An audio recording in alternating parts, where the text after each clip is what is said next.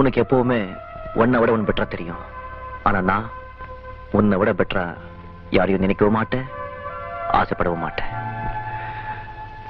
ஒண்ணு மட்டும் நல்ல ஞாபகத்தில் வச்சுக்கோ.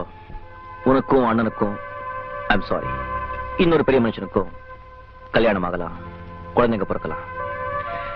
ஆனா அந்த குழந்தைங்க அம்மா மாதிரி நினைச்சிடக்கூடாது. அதாவது அம்மா ஒரு காலத்துல வேலைக்காரியா இருந்தா அப்படி நினைச்சு உன்னை வெறுத்திடக்கூடாது. அதான் என்னுடைய பிரார்த்தனை. இப்ப மத்தியான வேலை, நல்ல வெயில். இதை விட குளுமையான ராத்திரி நேரம் ரொம்ப பெட்டரா இருக்கும். நல்லா யோசி. ராத்திரிக்கும் முடிவு சொல்லு.